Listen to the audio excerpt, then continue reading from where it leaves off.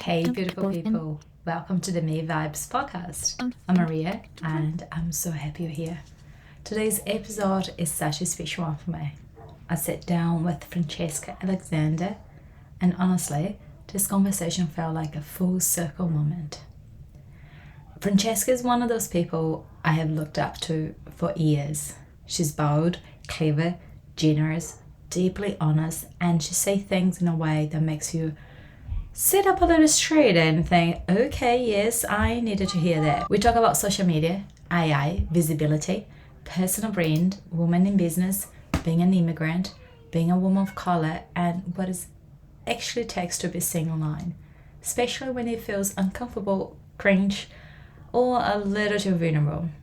And of course, we talk about AI, not in a scary, robotic way, but in a really practical way. How it can help a small business save time, create content, do research, organize their thinking, and actually make work feel a little bit more human. There are so many moments in this conversation that I loved, but one that really stayed with me was when Francesca said, "Girl, they don't know you if they can't see you." And honestly, that is the whole vibe of this episode. So, whether you're a business owner, a mom, a creative, someone trying to build your personal brand, or someone who knows they need to show up online but keeps overthinking, this one's for you. Let's get into it. Hi, and thank you so much. I'm so excited. I mean, really, seriously, I think this is like a Latina moment. So, cue the music. I am so because it's so rare for me to get to another Latina. I am so excited. I can't even tell you. You know how much I love you, and I had to track you down and send girl and be like, please meet with me. You're kidding? It's an honor. I mean, just to see how far you've come and what you've done, and the ambition is contagious when I'm around you. So, yeah, and when I'll be there. Yeah, definitely. I know you being in my life a huge person that I looked up to, Oh, and I see your, how you do things, how you put yourself out there, all the things that you have achieved as well. It's just so beautiful, and I just love it so much. And you being supportive to me the whole time. We always had time for me to have chats, to talk about it, and you always being so vulnerable, and so you said things how they are. I try. Well, you do, and I really appreciate it because it makes it so much more relatable and so much more achievable. So you've been huge in my career and in my life. So this is amazing. Oh, you're welcome. And to you too, to see where you started and how you crafted the life that you really wanted is absolutely inspirational. That's all I ever wanted for you is you get yours, you know what I mean? So yeah. Yeah. Hmm? She's going to be so cool. So for Francesca, for the people that are meeting you for the first time, can you tell us a little bit about who you are and what you do? In words. Okay. So, oh God, who am I? I am somebody who desperately wants to educate women in New Zealand on how to use social media as leverage for your businesses, but more importantly, now more than ever, that you should not use anything to stop you from using AI to achieve those things. And right now it's almost like we jumped over from the tall poppy syndrome, and now we're getting really upset about AI because AI has been eliminating jobs, but don't let that stop you for getting the life and the business that you really want. So we're there again, right? Like you and I, when we just met, and it was when I came over here to New Zealand, it was 2014, and everybody was like about social media not caring. Meanwhile, brands have been using it and taking off in the last 5 years about it. But it took that long.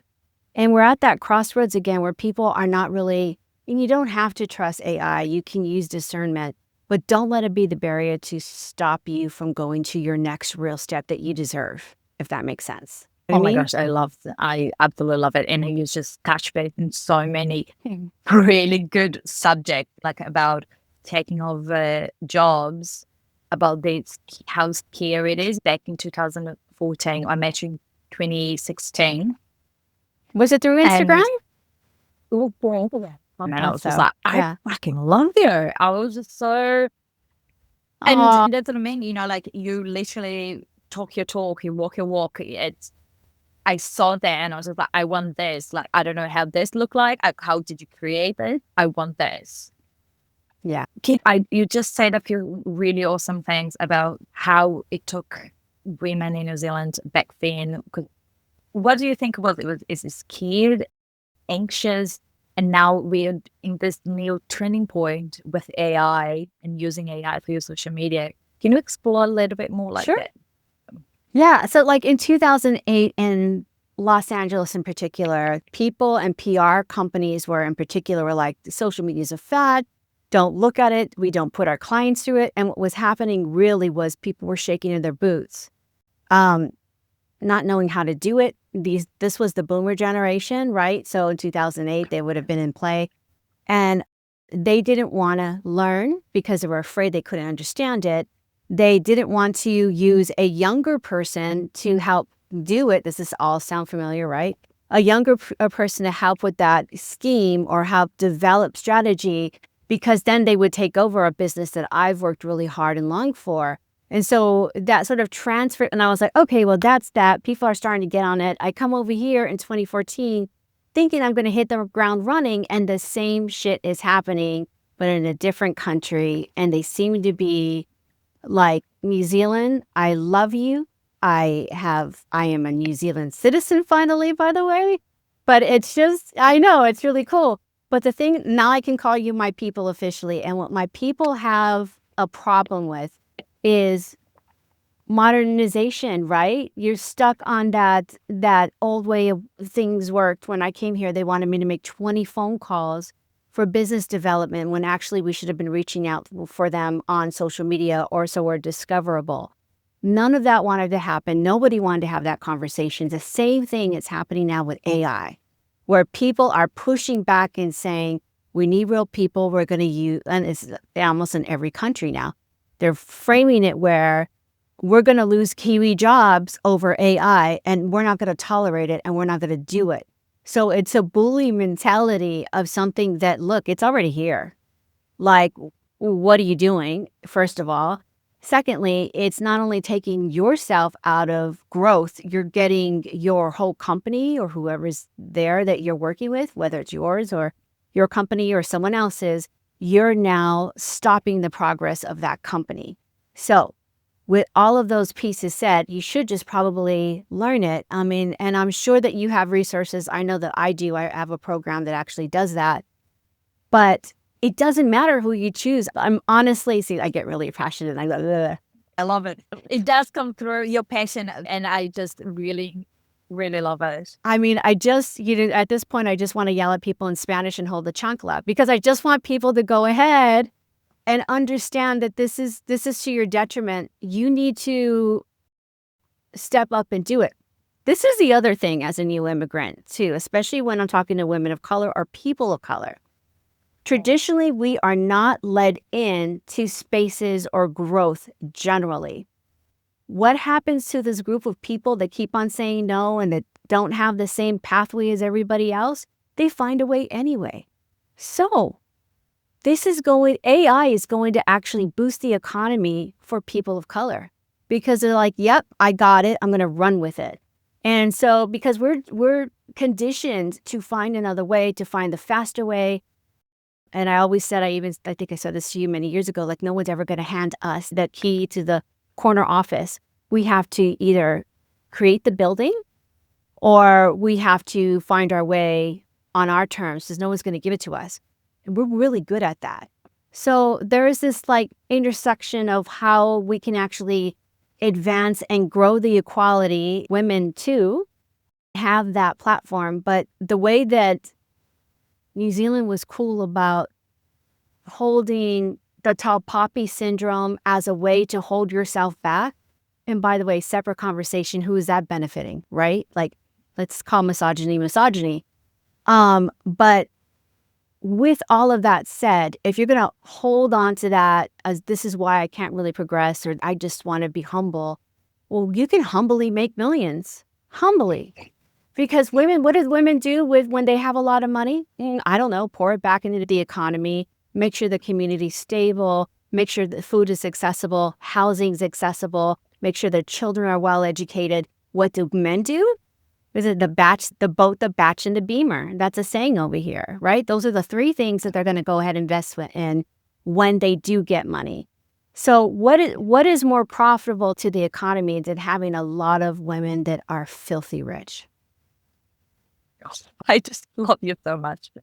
And you just touch base in so many amazing things. I'm like, I have a set here, but you're just jumping all my and I just love it. Okay, let's just go back a little bit. How did Social Global Grind begin? Okay, so that was me getting fired from Kate Somerville Skincare. This is in West Hollywood. I actually helped name some of the products. Anything that says Kate on it, like exfoliate, that was me. I actually started. And then unceremoniously, they wanted to sell to another company. And I didn't fit the bracket or trying to cut down the salary, as one does in a lot of these big companies. They go ahead and just start to like weed out the people that are actually making a little bit money, but don't see them as part of the future. And to be frank, that was me. So I started consulting just because it was readily accessible. I've also was a MAC makeup artist for a number of years and had some people that in Los Angeles in particular, MAC makeup artists had like agents to go do, they had agents so they can do more celebrity cosmetic jobs, right? So I knew some of those other people. I worked with some of the senior MAC makeup artists, and they kept on asking me about social media. What does this do? What does that do? How do you manage this disaster, right? So I started consulting, and then sort of accidentally became a part of what I did. And each role that I did or, was a contractor for was about social media and how do we grow our company. And that's kind of how it started. Then I started teaching it, which totally nerded out. Loved it so much. I was a complete nerd. And if I could do that for the rest of my life, I would have loved it. But as things happen and moves happen, my husband's a Kiwi. We moved to New Zealand in 2014. And I had to work client side. So I started working with clients, anything from a digital recruiter to the head digital person on 20th Century Fox or Universal. And then everything started to die down because this wasn't the way. Corporate social media or corporate management wasn't the way to even out the playing field for a number of businesses. So here, that's how I changed it a little bit and made sure that it was accessible to everybody. And, just small businesses in particular, like helping them out. Yeah, and you did such an amazing job. And can we talk about Hustle and Glow then? Because you've done sure. so many beautiful things for the community and for having accessible. So you're not just saying those things, you actually do it. Can you just talk about it a little bit? Sure. So Hustle and Glow, kind of like my company, has a lot of different changes. And one of them was I had a problem going back on social media. So, and a lot of it changed in August of last year. My mother had passed away. And what happened, Sorry. Thank you. What had happened with that is that I was getting a lot of inner voices like, yes, write that book, go back and do your podcast, do more social media. And then my mother doesn't cuss, but I felt like a female ancestry pull saying like, who are you hiding from? Do it. Hurry up. Do it now. Da, da, da, da. Like, like kind of like our ancestors, our grandmothers would talk to us like, come on, let's get it going. I'm like, all right. So I'm waiting for it. Yeah. All of that. And the word chingona kept on coming up, and chingona in Spanish means badass. So like, just do it, we both do. We have a lineage of women that were freaking badasses. They've done and overcome something. And for us to honor that, we need to go forward. So Hustle and Glow was, at the time, was actually hitting up against, we're like, I don't want to hustle. The hustle culture's dead. Da, da, da, da, da, da.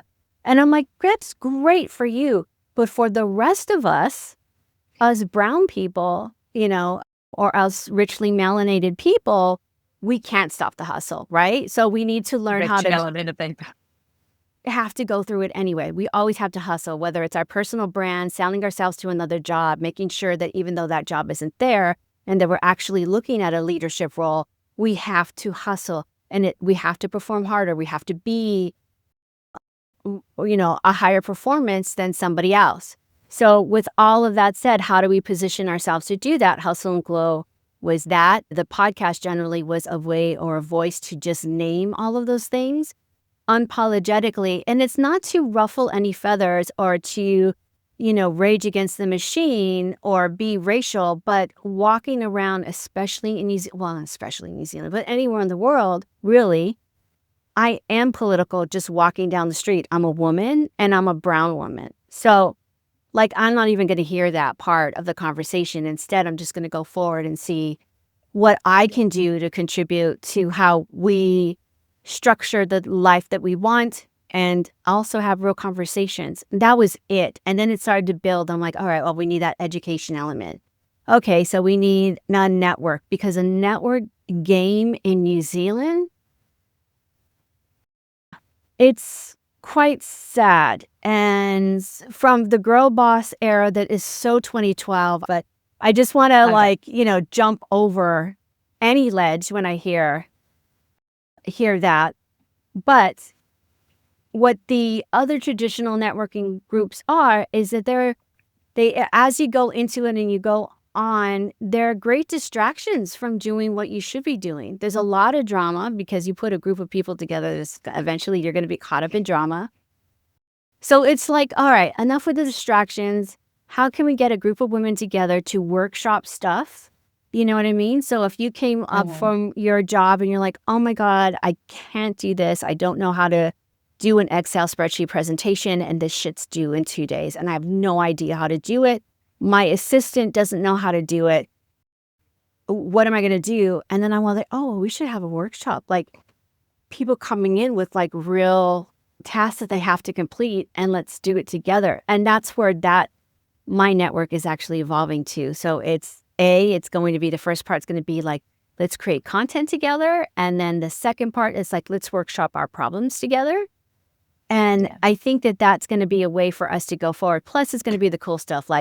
You get a group of the right type of women, like Auckland Executive Club, for instance. I love that.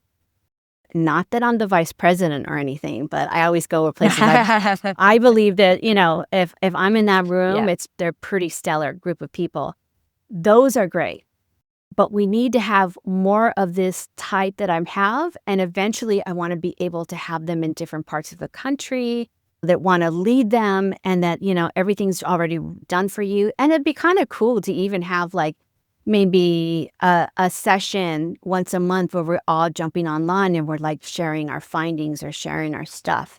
Groups are doing it now. There's lots of tech groups are out there in the States, but we got to get one for women too. We really do. We really do. Mm-hmm. Absolutely. And I love your podcast as well. It's so relevant and so it makes you think and different things as well. The last one was the reputation about, the gap that they stopped doing social media and how, in dollars, how much that was worth it. The $8 million. That's the approximate of what we looked at of what they could have lost. And then as soon as I put that on, they released Victoria Beckham, her collection with the Gap. And I'm like, they're so capable of doing cool stuff, but they have it. And this is where New Zealand, I think the Gap are intersecting here, is that they don't want to do social media. Why not? Why not? You have a great platform. Part of that contract with Victoria Beckham could have been let's have a conversation about Gap, or let's do these really cool commercials that are in keeping with what they used to do. You could have just ran with it, right? But no, it's just one release, kind of like H&M. H&M has those kind of releases as well. Yeah. And then they go to the wayside. As soon as they sell out, there's no more. Well, then what's the money for? Aside from getting in the news cycle for about 1 or 2 weeks, really? What are you giving me? I would just be harder on that position for sure if I was like running the Gap. Yeah. And I want to translate that for a small women's business here in New Zealand. Can we just talk about like a little bit, because we, it's not going to be $8 million approximately. And so do you want to talk a little bit about why you should be on social media? Like what is it, like in what you're missing out for not being there? Yeah, I mean, I have to say I love your new account on Instagram. There's so much vibrant brands, content. It's like totally you. Like, yeah, actually, she would be jumping like that, like any given Sunday. Like Yeah. she, that was truly, it shows your personality. And what happens on social media when you connect with a brand like yours is that like, okay, she's likable. She's my kind of person. What is she doing? I want to follow her. Like if you did a vlog, I want to find out what you're doing. I want to see what, oh my God, there's this gorgeous Brazilian girl. She's a mom. She lives in New Zealand. What does that look like? And I've also seen it, just before that. So I've seen, what are your restaurant recommendations? What are you doing? And then of course the dating life that would have happened, but in the same sort of happiness and the same sort of like, okay, girlfriend got hers. How does her life look now? Like all of that is genuine tug and pull. Like I want her on my feed. I want to see what's going on. And that's exactly from a brand perspective. If you showed why you did why do you have your product? What is it supposed to solve? Tell me your behind the scenes story. What does your whole business look like? And I'm oh my God, let this be an accountable moment for me because I'm supposed to be doing that too. But if we do that, and we have seen some Kiwi creators actually start to do that and showcase what they do, how their products are run, why they did what they did. This is a day in their crazy life. And I'm on that journey. I don't know if I would be more interested if I was an entrepreneur or not, but they got me. Like, I want to know. And so that's what happens when you do polished commercials. And New Zealand is historically putting out commercials that are so geared for getting an award, they don't connect with the audience. So they're very weird. They're very weird and have a disconnect. Sometimes at the end of the commercial, you don't even know what they're promoting. And so that is big money that's working on the big money cycle. The consumer cycle is, are we aligned with the product? Do they fit my values? Is this something that I can afford? Actually, that's probably number one. And is it the cleanest or most wholesome version of what I can put in my house and buy from a Kiwi business? Those are some of the things, aside from like, don't sell to me. So how do you don't sell to people and then sell to people is on social media. I love that. What are people overcomplicating about social media? My snarky response is there's too many old people running agencies that do not understand their client. That's the simplest way to do it. So and I've worked out one of those agencies, by the way, where there's this old guard, this man in their 70s, their 60s are rocking around saying, we need to go ahead and generate more commercials. We need to do all of this. We need to do that. Social media needs to be in it. They're not invested in the client. They don't know anything about the client either. But because this is always punch the ticket on getting the revenue, they are not emotionally interested or emotionally involved on wanting them to be successful. And that has happened with big name brands. They could care less. So that's kind of one of the reasons why it's not moving forward. But if you got somebody like, oh, okay, Maria, we're actually going to put you in charge of this really well-known agency, like it would flip on its axis. All of a sudden, we're talking about the consumer journey in a real response time on social media. What do they do? What do they want? Can we give them more what they want? And then the experimentation would happen. And old school agencies are not interested in experimentation. They're interested in the billable hour. Boom.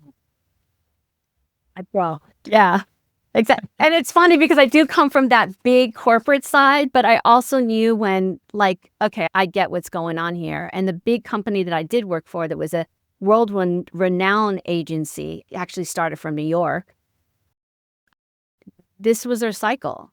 So if I knew that they weren't interested in doing social media, why the hell did they hire me for? And I knew that my time was going to be limited and I was going to be out of there soon because they didn't care about their clients and they didn't want to hear about innovation or A and B split testing. They're not interested in that. So really, when you're looking at a business and you either own the business or you're helping it operate, you need to actually look at those deliverables instead of saying, well, I want this ROI and I want this kind of sales. Say that to your sales team because they have to actually be a part of that conversation. It's just not you thinking about it. I mean, how many times have we've even been just so many different conversations here? Like, the sales team doesn't, like the marketing team doesn't even ask the sales team, what should we be focusing on? A lot of these disconnects, right? So we're usually dealing with people that are at the executive level that have no idea with the business. So a lot of things to pull back, and a lot of people actually need to get real to, like,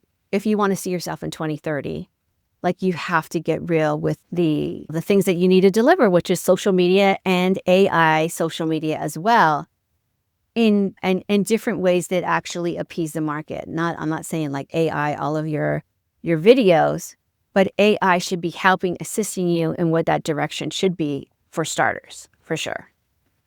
Yeah, I actually had to write it down 3 things that I'm going to have to ask you later because you just got so much good stuff just on there.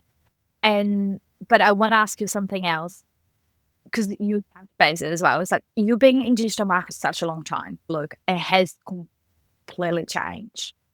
What has changed the most since you started? Like, what is the thing that you're like, this is it?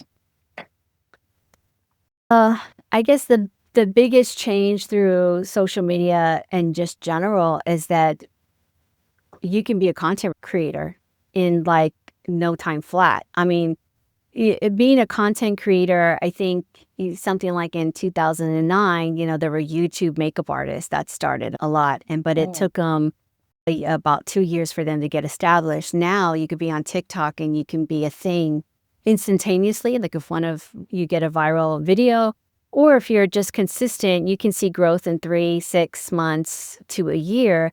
And now you can quit your job and you can actually just do content creation. And that's big. It's not as easily accessible as it is with TikTok, but YouTube has a great program. Instagram, Meta in general, they're starting to do a program. I don't believe in Meta personally, but it's out there. You got to do it. Politically, it's just not aligned with me. But however, that is a way to make money. So yeah, that's totally different. Like it's just changed how we do it. And right now there's a lot of businesses in New Zealand that really want to do, if you had a content creation agency, we would hire from that. No, you wouldn't. It's not there yet. And we have to always remember, we're only 5 million people here. So that percentage of cachet of influencers is quite small. And not to mention, it's not as rich and robust as maybe overseas, like in the UK or the US. Australia is definitely coming in to win. So, you know what I mean? Again, it's about stepping up, understanding the education, knowing how to leverage yourself and doing a bit of that. And we're like, in comparative to where we are as a country in social media, I would place us as anywhere from 2016 to 2018. But we're behind. Yeah.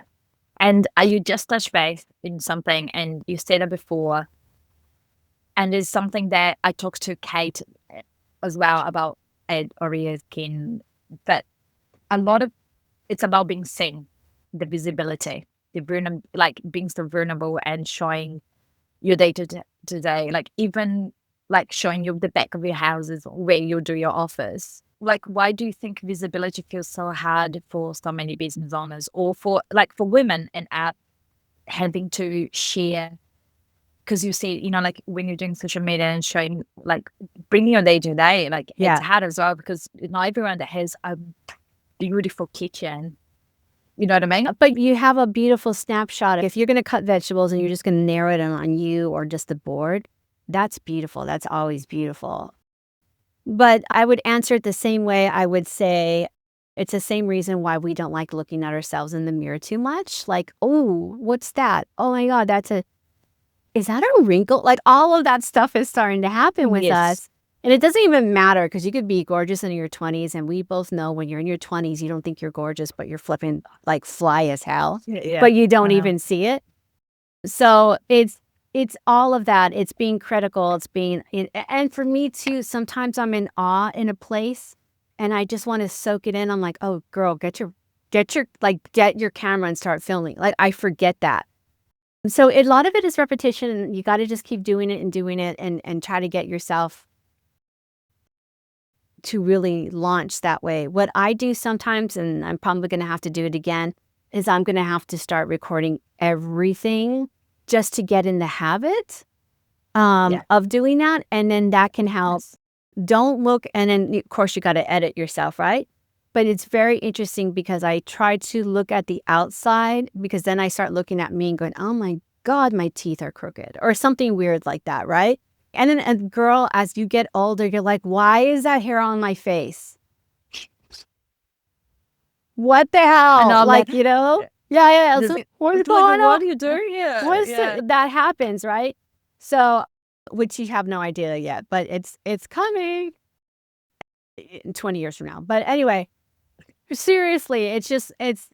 My husband broke his ankle and I didn't even have a shower, so I like washed my hair and I'm like super self-conscious at that, you know, like, You and I look thought, great. oh, should I change, you know, because I No. didn't have time to, like, you know what I mean? But that's kind of the things that happens, and it goes through like our head But as that we're doing things. But that also too, that's when we connect with you. It's like you show up as who you are. And I think that Oprah over the years has done that. She has come on with a sun hat, just coming from her garden, no makeup, hair's a little messy. She has her sun hat on and she's talking to the audience, she's doing social media. And then Oprah, we feel like we can go to the back door from her kitchen all the way to the red carpet and see her on stage. Like she has that parody.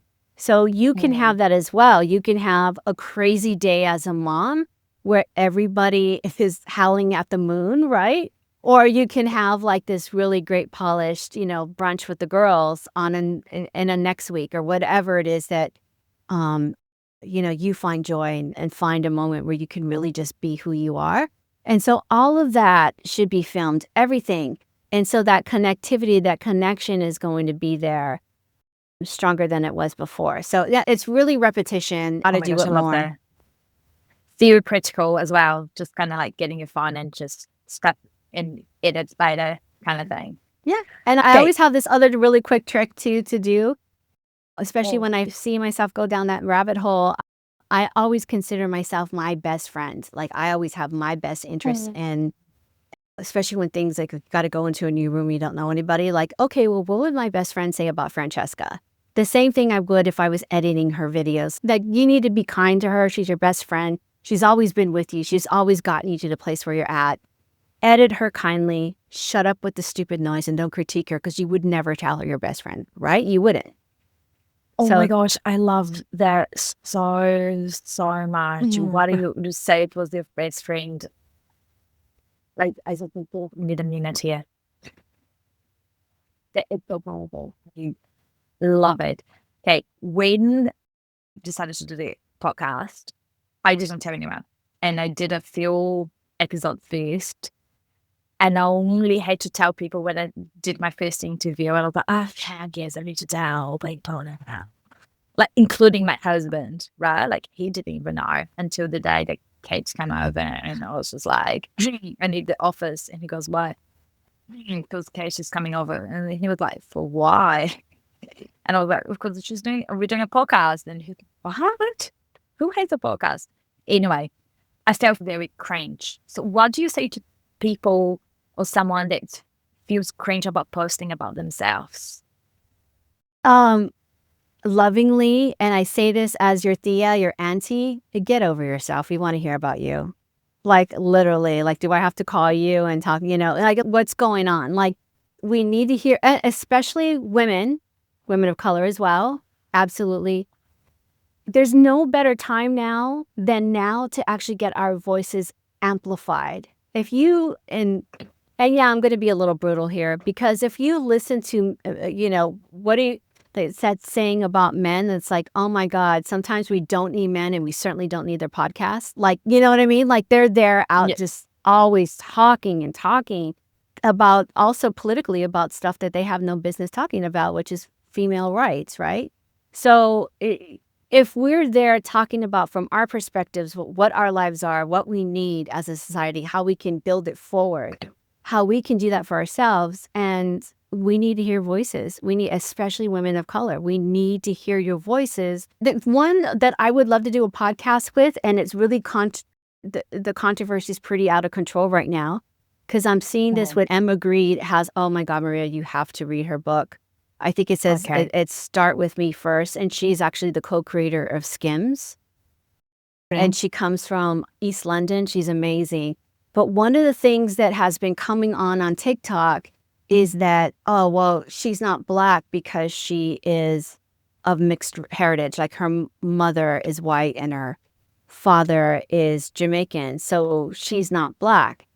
That's being said with in the Mexican culture as well. Like, well, she was born in America, or she has a white parent, so she's not really Mexican.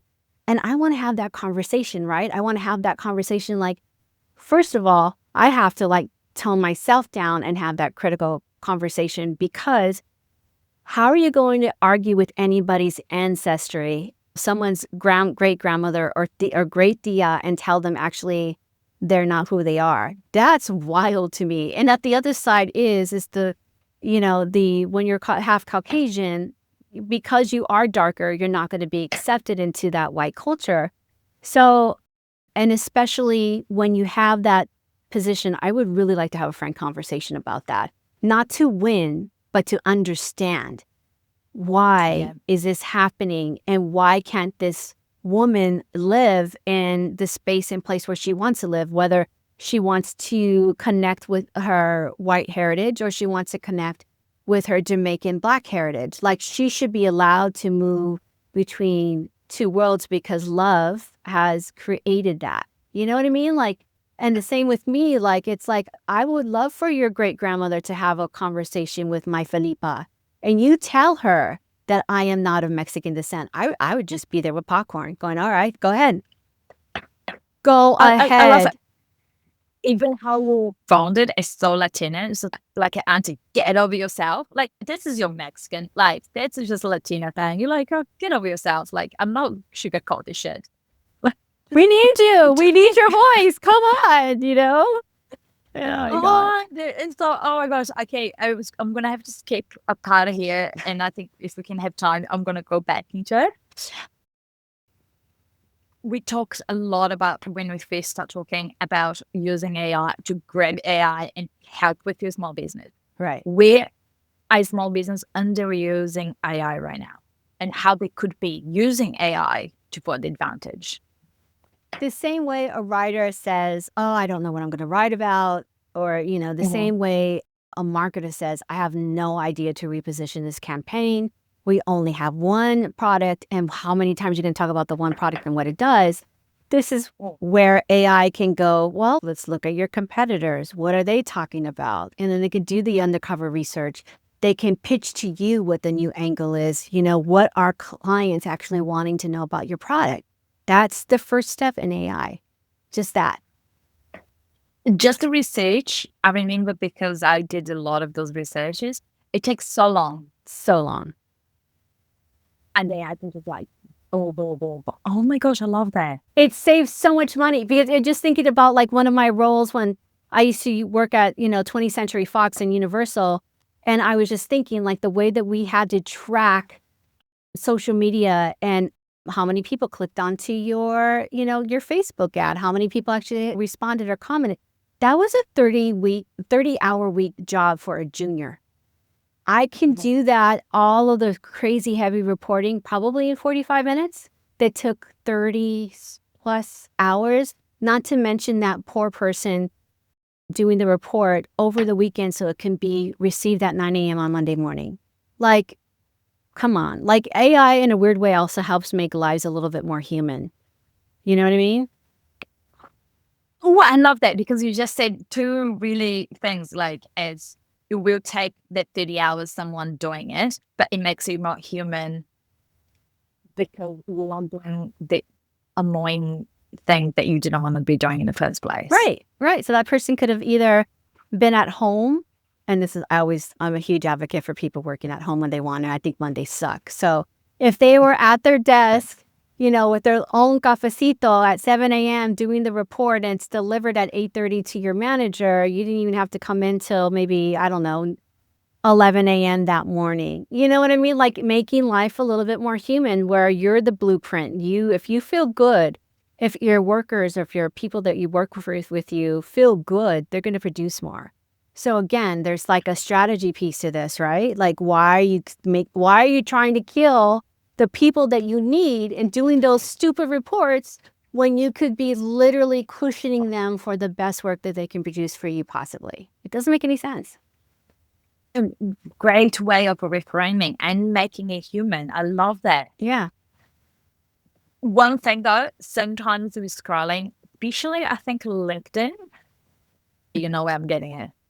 Oh my gosh, your face, exactly where I'm getting it. I love LinkedIn, but I hate it as well. But I think it's because we got too many older types of content that's out there and we need to modernize. But keep going. Well, the content, it feels a lot that, yes, people are getting out there and putting things, but they all sound the same. With the handshaking images and they're double hyphenated, you're like, buddy, I know and we all know this is AI. So one thing yes, AI, how can we use the AI for content and creating, but sounding like you? I mean, when you were talking about it, the first thing I was thinking of, okay, this executive or this business doesn't want to be face first in social media. So I'm like, yeah, there's a work around that. So go ahead and do an Instagram deck, you know what I mean? And just kind of have that deck there, and then have either your brand manager or the owner go ahead and speak over the deck. And then there's your video.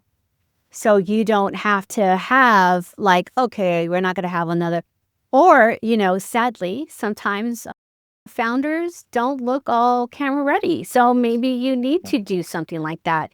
Use their voice, have that, that Instagram deck that you would put on as a carousel, and then go ahead and make that into a movie with the voice overlay. And that's the connectivity that you need on LinkedIn for sure.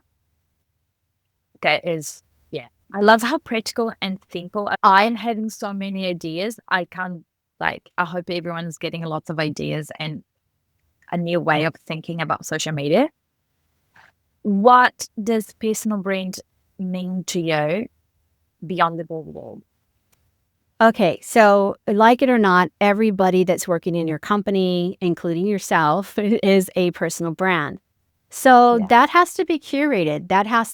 So there's a conversation about, okay, this is where my current position is now. Where do I want to go? You don't have to share that with your employer. You can be like, I want to be the lead person that knows everything about these, I don't know, these little hinges that come here, like we manufacture it, but there's something missing, and I'm all about that. So every week, I'm going to be talking to the cosmetic companies and product development. I want to be known for that. Awesome.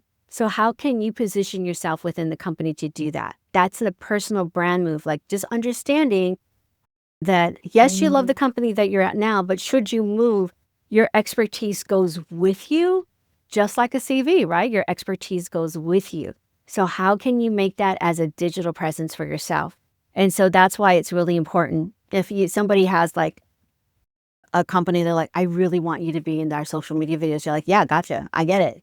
I'm going to speak to what I know. And what I know is I'm going to make the best of this particular product and situation. So if I choose to stay, I'm awesome.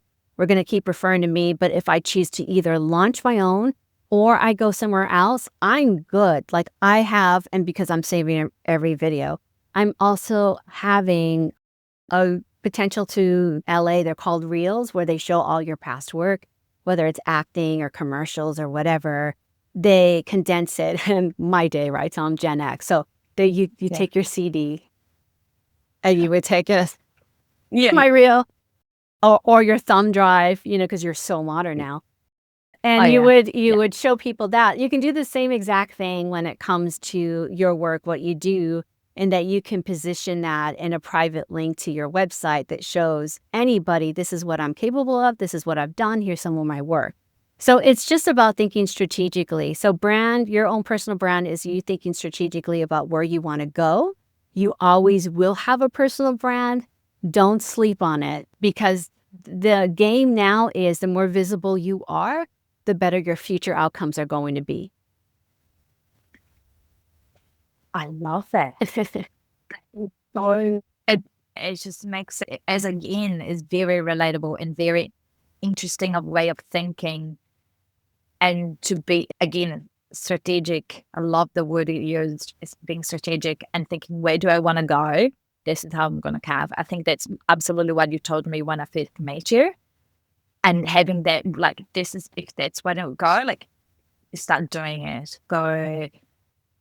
You're amazing. Oh, stop it. You are too. Shut up and stop it some more.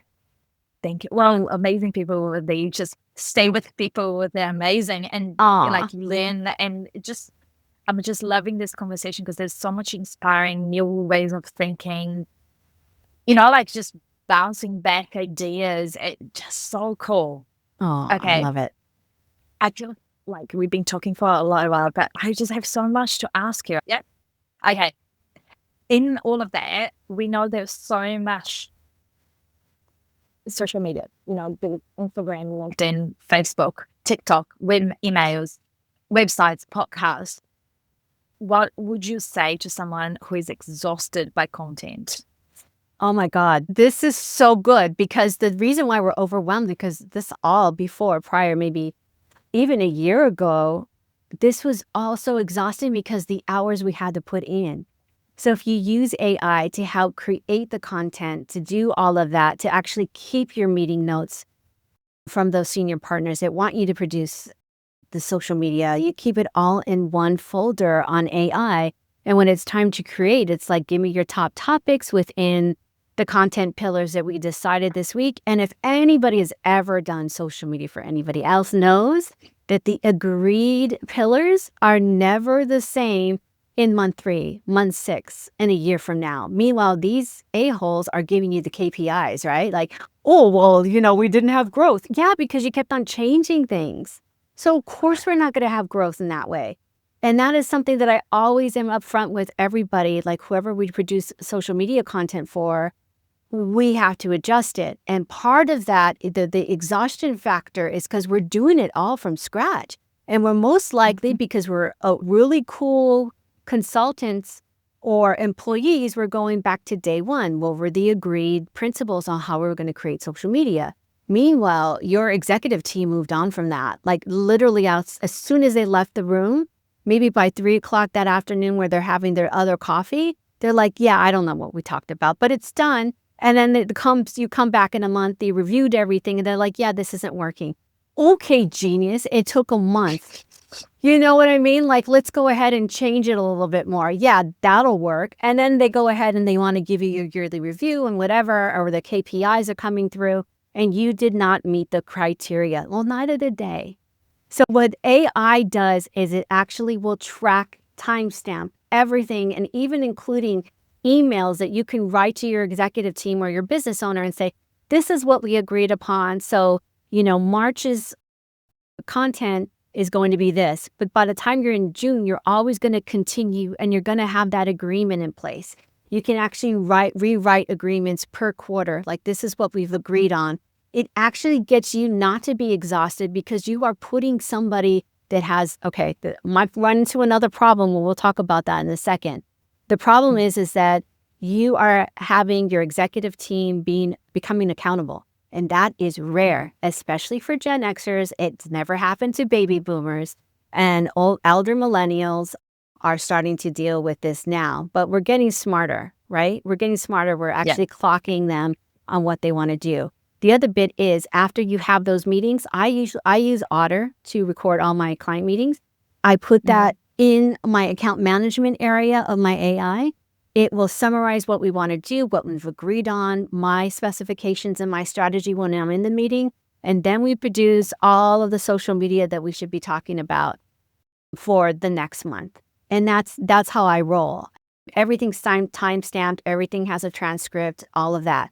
Now, for an employee, this might not work long term because no boss likes to be accountable and they don't want to be shown up that way. So it has to be dealt a little bit more diplomatically. So you have to do those friendly emails. Can you please create an email that authenticates our conversation?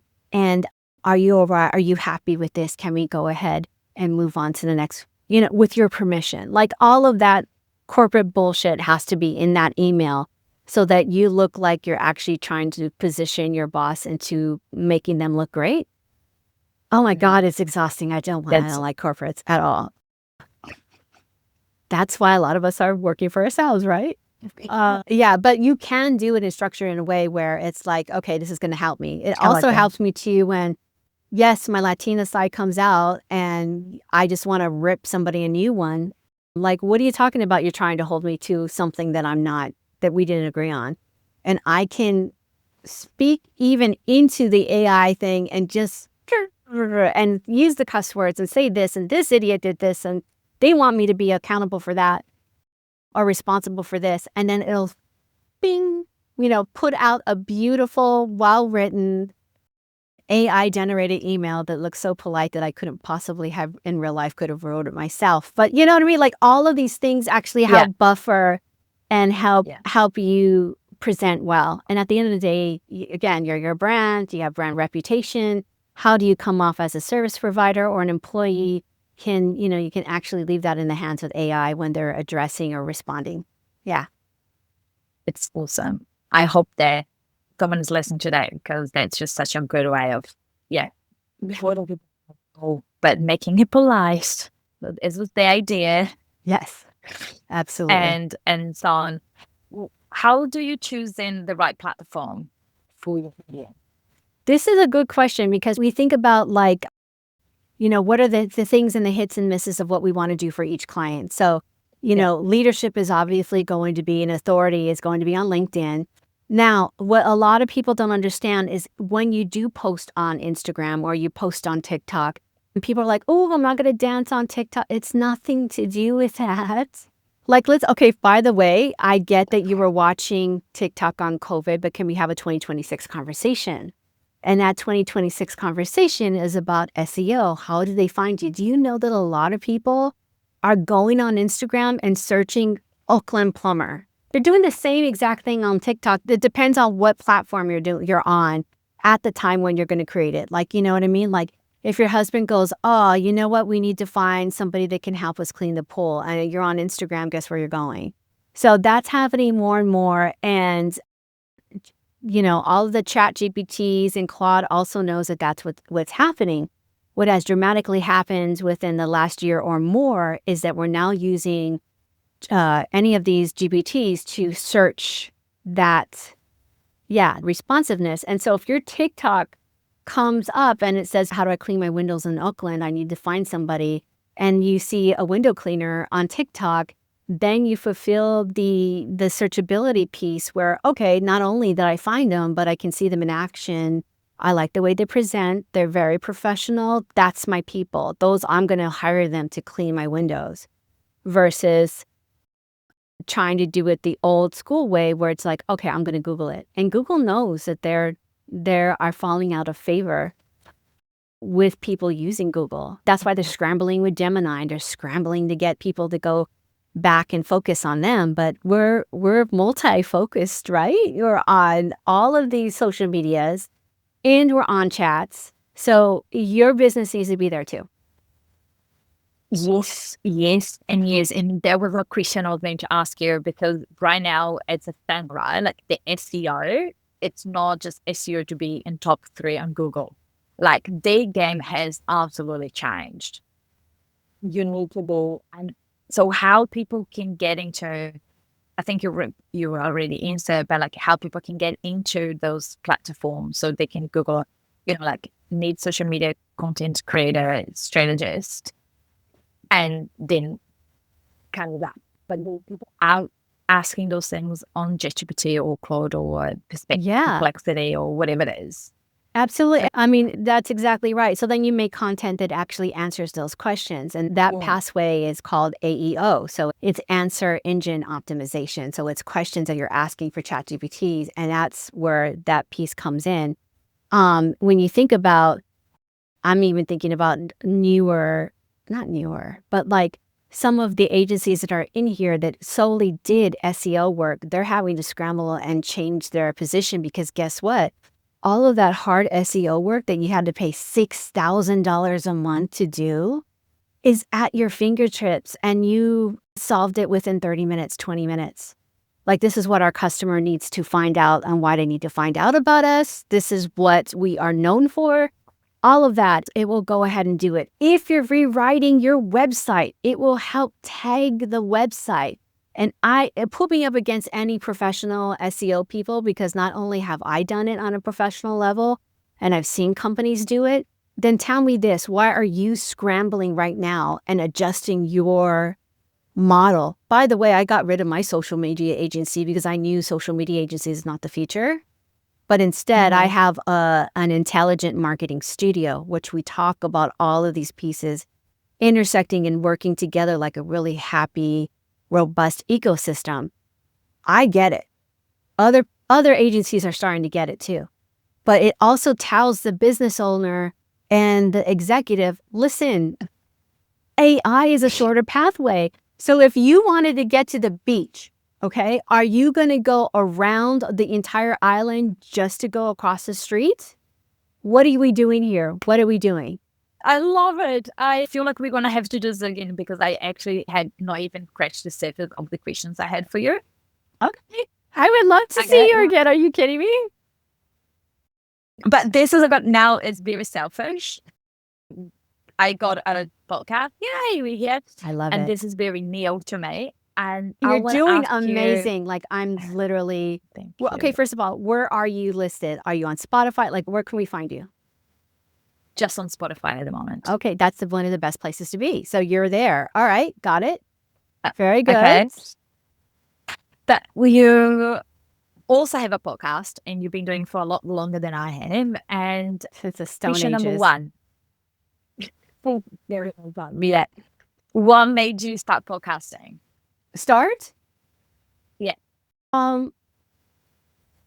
I was just starting and beginning to be an entrepreneur after going corporate. And I was also heartbroken because I really felt like I gave my whole life to this company, to this skincare company in particular. It's the second skincare company that I was involved with in Los Angeles. And I mean, now it makes me like, if I ever feel like, oh, that tall poppy, like, oh, I'm not good at anything. Okay, then go to Mecca and go look at the products that you named.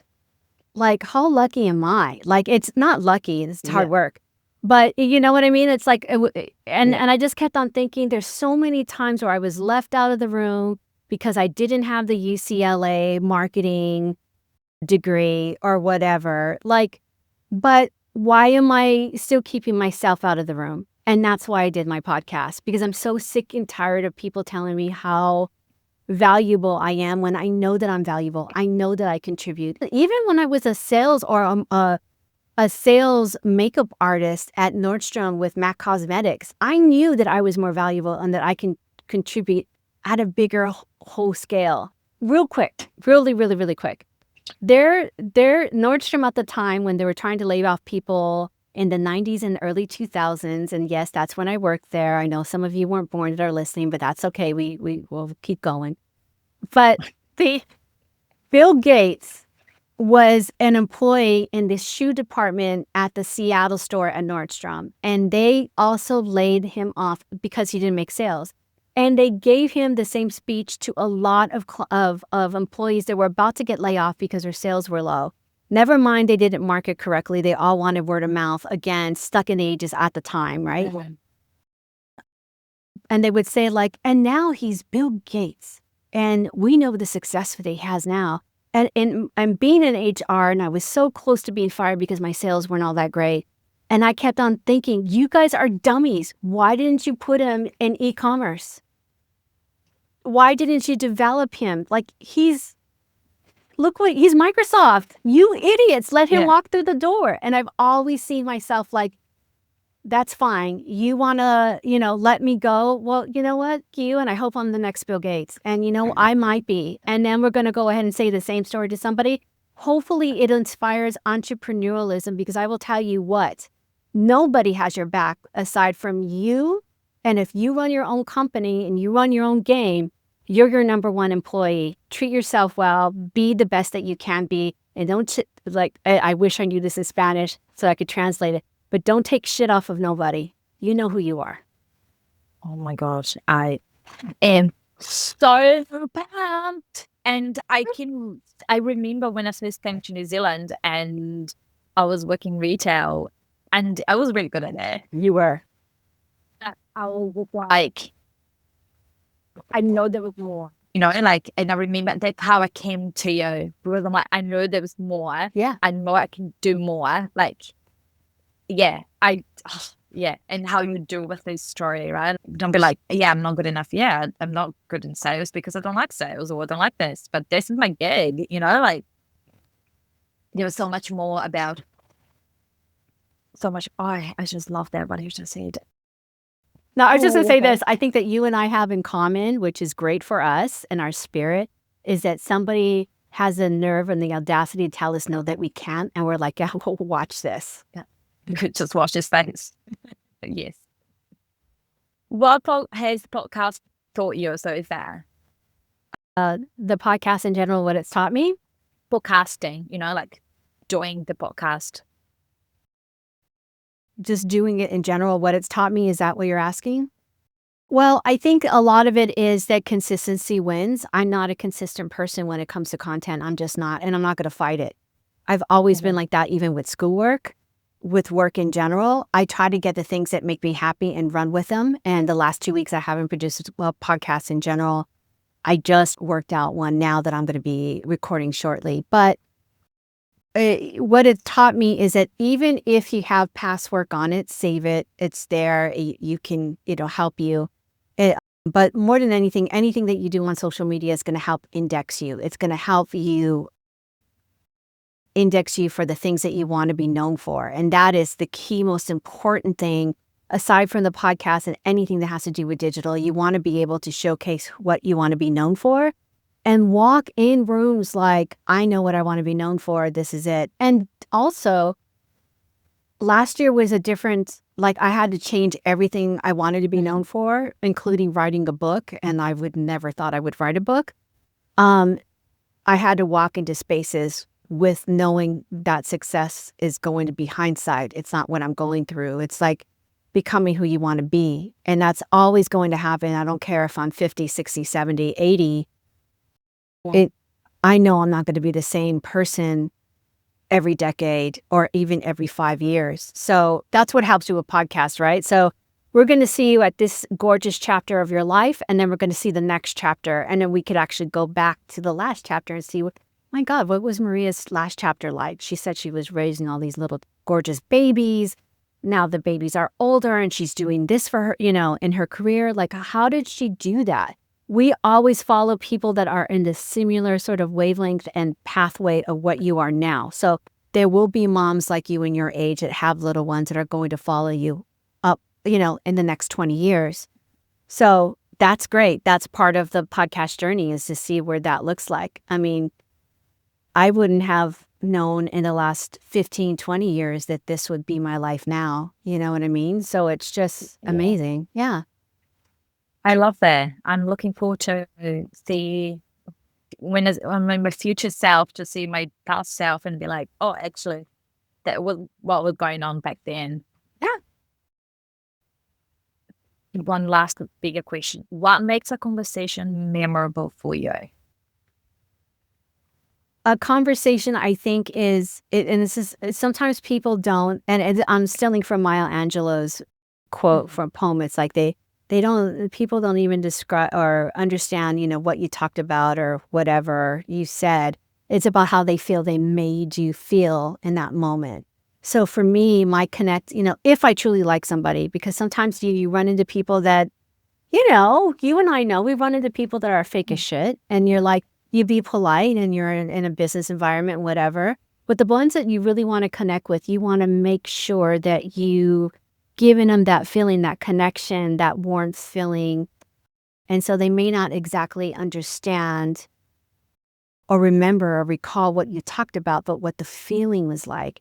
And I am all about that. Like, yeah, I'm here, not literally I'm here for the vibes, but I'm also here for the connection where I can maybe tap into somebody just like you and I. We haven't talked in a while because you're like, excuse me, while I created this whole gorgeous life for myself. And you know what I mean? It's like married, babies, da da da, like all of that, which is like, wow, that is so powerful. You know what I mean?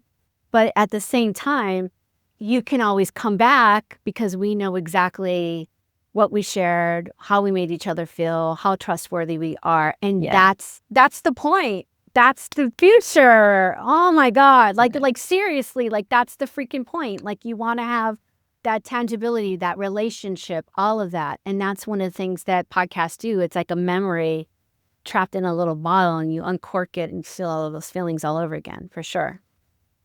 Oh my gosh. You know what? One of my Facebook albums is, like back in the days, we used to like Facebook albums and have like a little saying. That was my saying, the Michelangelo saying. Oh, I love her. So, yeah.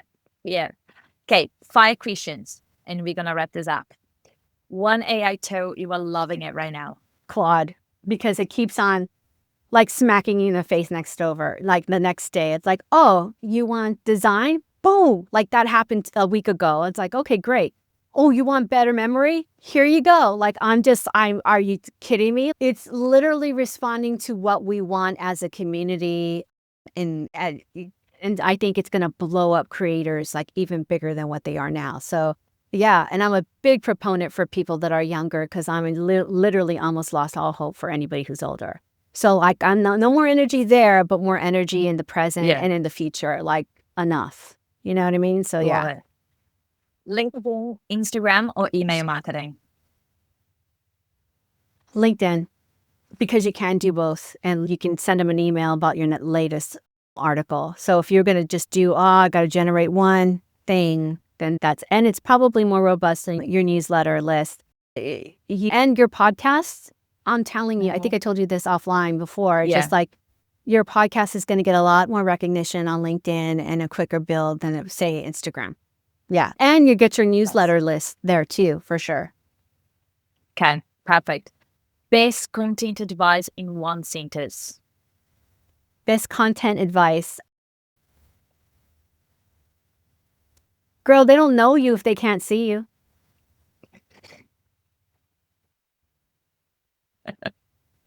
Well, that sums up for everything, doesn't it? Yeah. Biggest marketing red flag. The conversation to ROIs instead of the conversation of how do we get seen. Nice. One thing business owners should stop doing online. One thing the business owner should stop doing online. Making everything look perfect. I mean, there is some really good output on fashion brands that are actually showing behind the scene cuts instead of polished, perfect content in the front. So that's actually better. So if it's more improv or spontaneous, that is sexier than a polished, glossy, editorial look. Like, get over yourself. Just show us the thing. And if we like it, we'll buy it. You know what I mean? Awesome. I love it because that's what I hear a lot. It's like, oh, I don't want to do it because it's not perfect. And for a long time as well, like I want to do this podcast, but it needed to be perfect. And one day I was like, let it go, the perfection. Same. Yeah.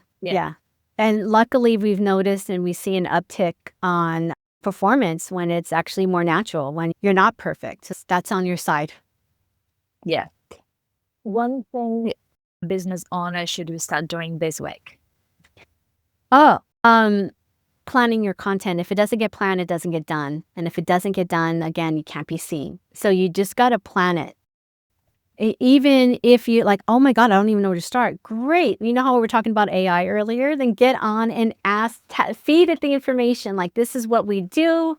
Or maybe you're out of a role and you don't have a job, but you see clearly, and this was you, because in between jobs, you're like, I know exactly what I'm going to do. I know exactly where I'm going. And I'm like, great. So, and then you would do that pathway of how to get there. And we did it old school methods. But so now the runway is shorter. Yeah. So then you can go, okay, so I used to do sales, but I really, really want to do is operations because I see things very clearly and I have an understanding of it. Great. That's your hook. That's your whole thing for the next month. When you're unemployed, you need to be knocking out content, writing articles, showing people, getting those connections, sharing articles to the people that you want them to, hire you, all of that stuff, so that you're positioning it where, you're being seen. And again, it wraps around like, how can I get seen? Like that's always going to be the question that you should be answering for yourself, for sure. Okay, a book, podcast, or person that shaped the way you think. I have to say, through my 70-something-year-old therapist, her name was Rebecca Willis in San Marino, California. And she was a model for Diego Rivera when she was 16. So it was just like, whoa. But she introduced me to Louise Hay, the Hay House series, because she worked with her too during the AIDS crisis in the 80s and did some therapy with those affected AIDS patients in the gay community. When I looked at her book about heal yourself and that you can change your environment, your perspective, what you do, how you live, and taking responsibility for everything that you do actually has a cause and reaction, that changed the game. So usually Hay House is, all of their books are kind of in that same rhythm. Anything from there is great. I especially like oracle cards too. So, I like to get witchy every once in a while just for fun. Oh, yeah. And and then that will also help me really just think about my instincts and what I need to do next. So all of that sort of encompasses and circles like Louise Hay raised me. Even I think when I discovered her, I was in my early 30s, but I feel like she raised me. Yeah. We'll have to look into it because I have not read that. So perfect. What does success feels like to you right now? Right now, it's about the next iteration of what success looks like. Right now, I'm living it. Like I'm working for myself in New Zealand, and the sun's out. We're out. Like, drop your work. It's, oh my God, the sun's out, and like everybody, because we don't have a lot of sun, so we get ridiculously happy when it's here, and we worship it, right? So that's perfect. What my next iteration is that I'm going to be traveling more, and I can work from wherever I'm at. And everything's going to be sustainable and cover itself. So, and I don't even know how, and I actually don't even care how it's going to, but I just know that that's going to be the next iteration.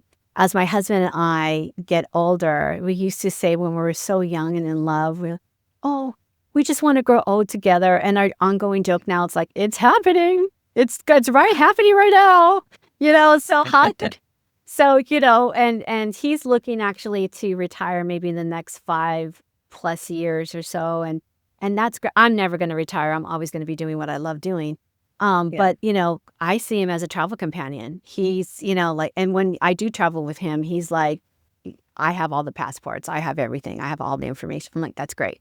You keep doing that. I'm going to be like opening my laptop from time to time and just jumping in. And that's just a really good yin and yang. So that next iteration is us traveling around the world and doing all of that. Hopefully things will settle down where we can feel safe about moving around the world. And I also feel like that is going to be happening soon. And I'll leave it at that, hopefully. It's been amazing. I'm so happy to reconnect with you and having this conversation. I feel like we're going to have to do this again because I left out so many things and we touched base on so many other things. Like I want to talk more about woman leadership and all of that because, we just scratched the surface. Thank you so much for your time. Oh my God, thank you. It just felt like you and I, way back in the day where we just had like our little coffee at the store in Brita Mart. We're just chatting. You know what I mean? There. Yeah. So yeah, definitely more of this, please. Absolutely. Yeah. Okay. How people can find you? I will give you the link to all my links. It's like that link in the bio, so they can just check out whatever they feel drawn to, whatever they feel called to. And then, yeah, I'd love to connect. Because your people are definitely my people. And I know my people are definitely your people. Yeah, absolutely. Okay. Well, thank you so much. Oh, thank you so much. You're just incredible. Like, Oh, stop seriously. it. It's so yeah, well, thank you. I appreciate that. Thank you. And your makeup looks incredible, by the way. And I'm just like, oh my gosh, my hair is No, so you don't crazy. understand. I went on the camera and I was ghost white, and then I went, oh my God, hurry up. He's gonna go on. So I was just literally in front and just putting on darker color because I still look completely washed out. Like I don't have a strong lash line, but I'm like, again, doesn't matter. Just do it. Just show up. yeah, exactly. And it's such a thing. Like we are so critical of ourselves. Yeah, I know. Oh my gosh, how good was that? I honestly feel like I could have talked to Francesca to another 3 hours. There was something so powerful about being in a conversation with someone who is not only incredibly smart, but also real, so generous, and so willing to say the things that a lot of us are thinking, but are too scared to say it out loud. What I love the most about this conversation is that it wasn't just about social media or AI or marketing. It was really about permission. Permission to be visible, permission to use the tools available to us, permission to stop waiting until everything is perfect, permission to take up space. And I think that is such an important reminder, especially for women in business, for immigrant women, for women of color, for mums, for anyone who has ever thought, who am I to put myself out there? Because as Francesca said, people do not know you if they can't see you. So this is your little nudge for the week. Post that thing, record that video, share the idea, use the AI tool, write the article, start messy, whatever your version of showing up looks like. A huge thank you to Francesca for joining me and for bringing so much energy, wisdom, and Latin anti-fire to this conversation. I will pop Francesca's links in the show notes so you can connect with her and follow what she's doing. And as always, thank you so much for listening to the Me Vibes podcast. If this episode made you think of someone, send it to them. If you loved it, I would be grateful if you followed the podcast or shared on your stories. And I would love it even more if you just give the good 5 stars for good karma. I will see you in the next episode. Bye.